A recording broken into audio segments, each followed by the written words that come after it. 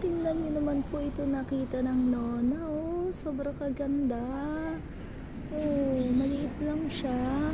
Pero, tingnan nyo naman. Oh, kung gaano siya kaganda. Orange.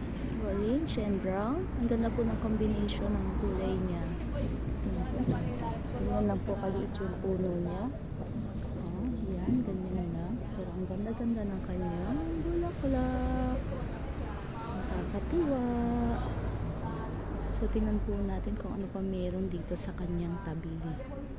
Sa banda-banda rito, meron siyang yellow roses. Yan, yellow roses. Yan. At meron din yung little purple flower. It's purple o ito, ano bang tawag dyan? Kung colorblind ata ang muna nyo. May white flowers sa banda roon. At sa banda roon pa may pink roses. So ang ganda-ganda po dito. Doon sa banda-banda roon pa meron pang medyo lighter pink na roses. And ito, meron din ganito. So, ang ganda din niya, oh. Hindi siya masyadong visible, pero pag pinagmasdan mo, itong halaman na to, meron siyang ganito po.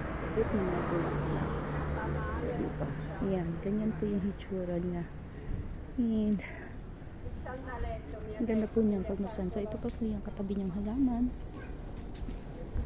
Ito sa unahan, meron pa mga roses. At ano, meron pa yung purple na yun. Purple and white.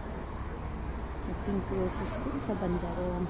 So, yun lang po. Naaliw lang po talaga ako dito. Pero, best catch to. Sobrang ganda talaga. So, yun lang po. Thank you po for watching. God bless po.